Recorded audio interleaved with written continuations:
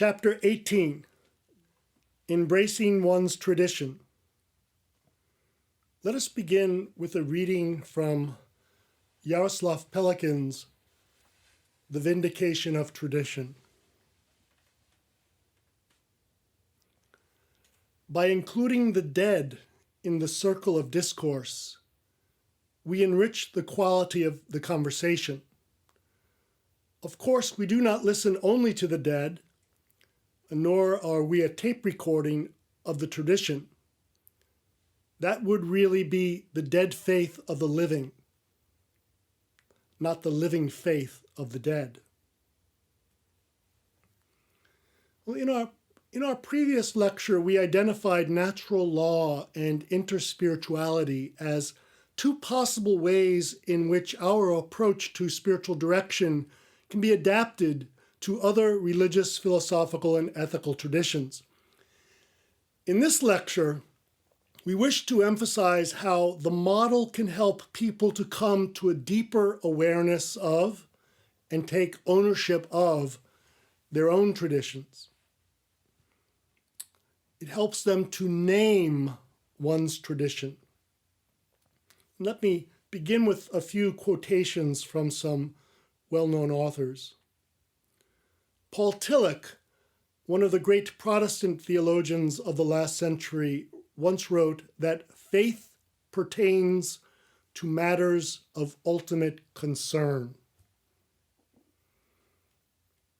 N. Max Wildier, in his book, The Theologian and His Universe, says that all mature theological reflection involves the reflective interplay of three concepts: God, the human person, and the world. And what is more, Godfrey Wainwright, basing himself on the topology of H. Richard Niebuhr's Christ and Culture, identifies 5 types of Christian spirituality: Christ against culture, Christ of culture, Christ above culture, Christ and culture in paradox, and Christ, the transformer of culture. As we've seen, Jaroslav Pelikan calls tradition the living voices of the dead, not the dead voices of the living.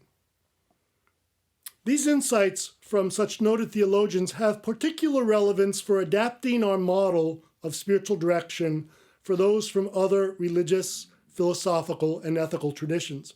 The word tradition, we must remember, comes from the Latin trado, tradere, which means to give up, hand over, deliver, transmit, surrender, consign. And in this context, the word concerns wisdom that is passed on, handed over, and surrendered from one generation to the next. Each generation is a vital link to the handing on of this living wisdom. So in light of the above, our approach to spiritual direction does not wish to impose any single religious tradition on anyone, but simply to help others to identify those matters of ultimate concern in their lives. It also wishes to enable them to come to a deeper encounter with their understanding of God, ultimate reality, the human person, and the world in which they live. These understandings should lead them to take a particular stance towards the culture in which they live. For example, in other words, their matters of ultimate concern should place them against the world, of it, that means immersed in it, above it, in paradox or tension with it, or as a transforming leaven for it.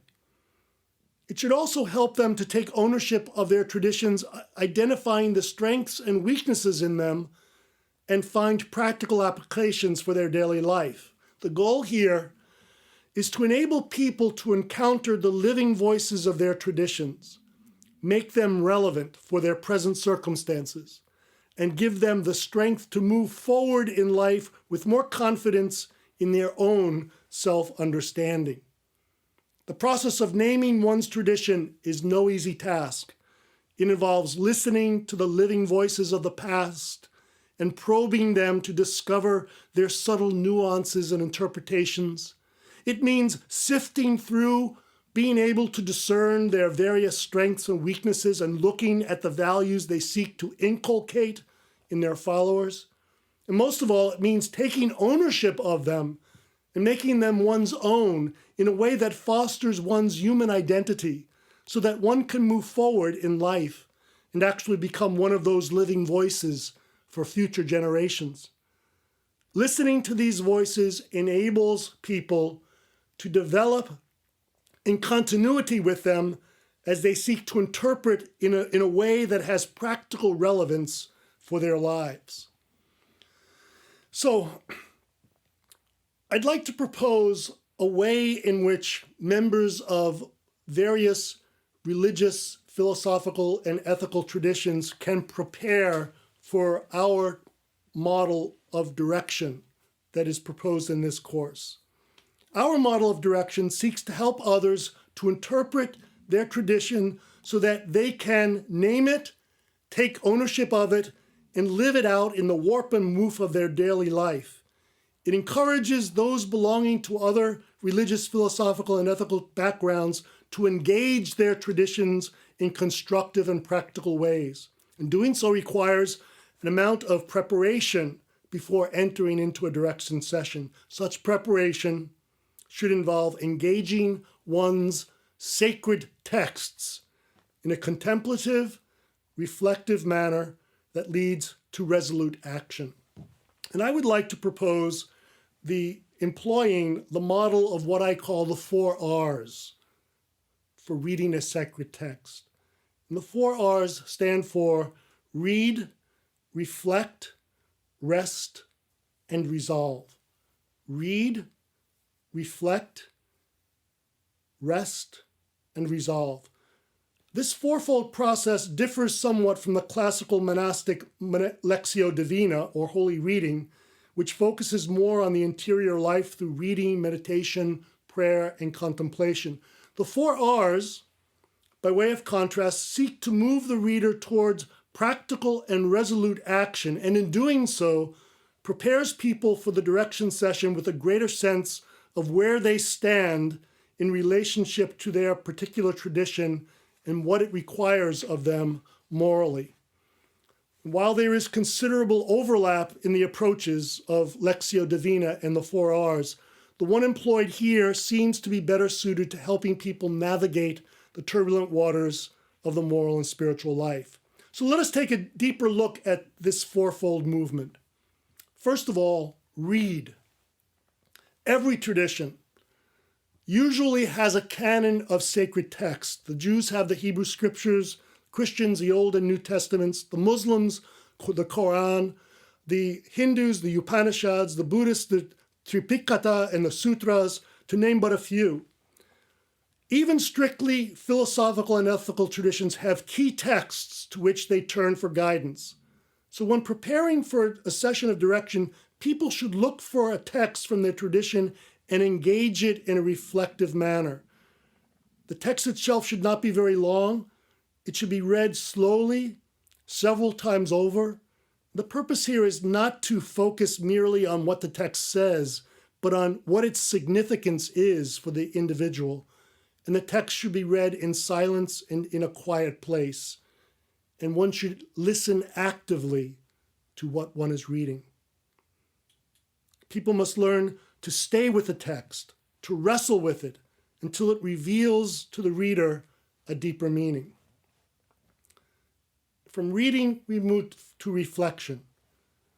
The next step of the process of preparation would be for people to reflect on the significance of the reading for their lives. The point here is that the sacred text must have some relevance for the concrete circumstances of one's daily life. Otherwise, it becomes a dead voice from the past with little practical significance. So during this process of reflection, people should look for patterns and similarities between the wisdom revealed in the text and the narrative of their own lives. They should seek to identify areas in their lives that correspond to the wisdom of the sacred text and places it places where it falls short.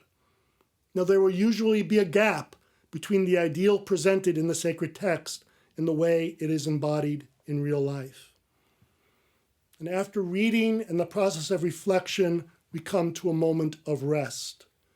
Once people have reflected on the text, its connection to their lives, and the gap between the ideal and the real, it is time to put the text down and simply rest in the wisdom garnered from the text and the light that it has shed on them.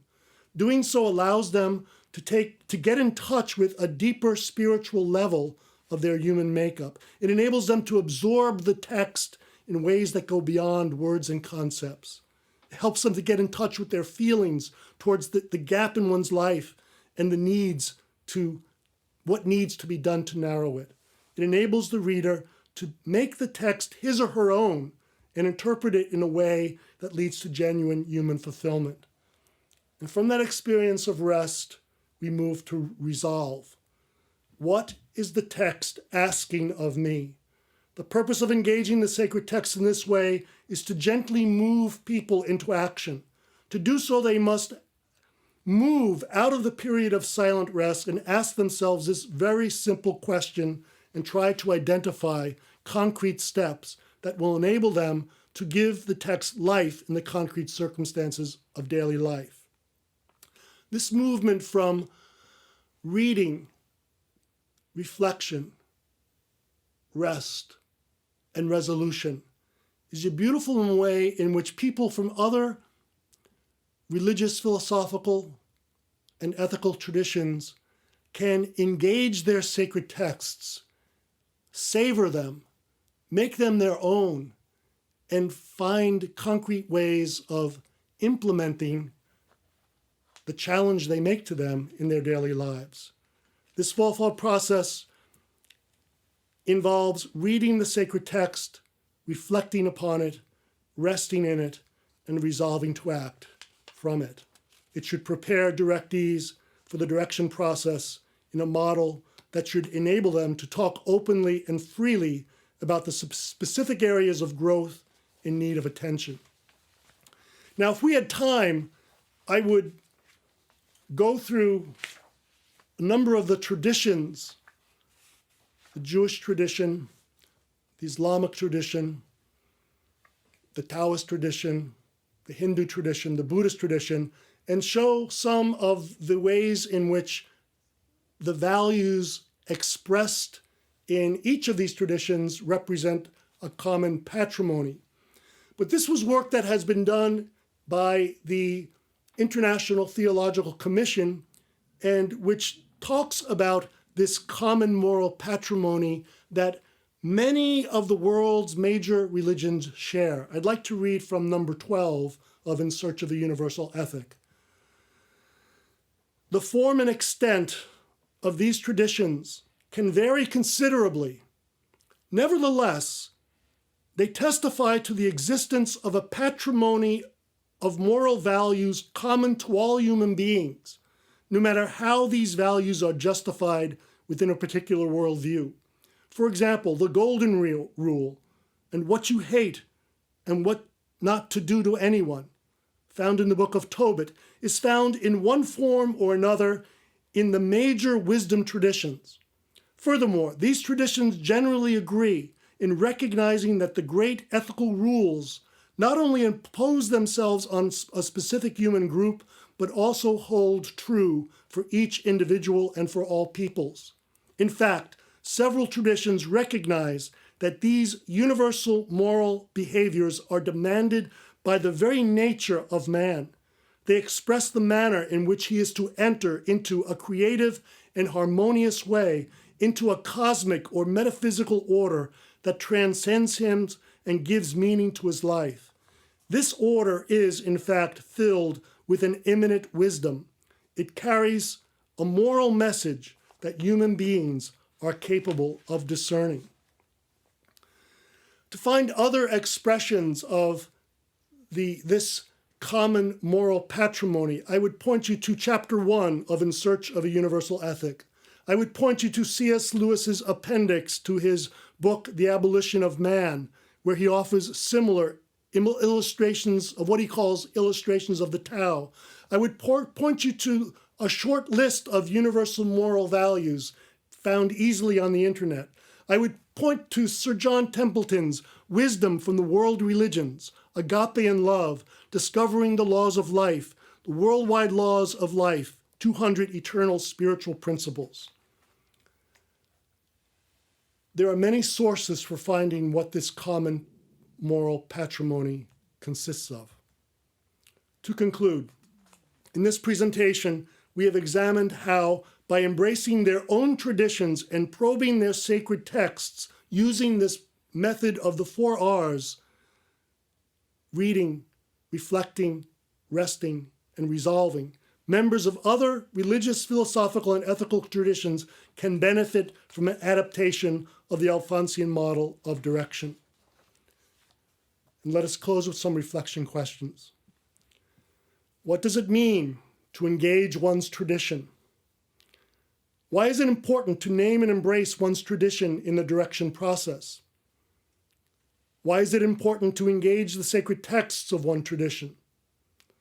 Why does the fourfold process of read, reflect, rest, and resolve help us engage these texts? How can such texts and the values they represent be used to help a person become himself or herself in their faith?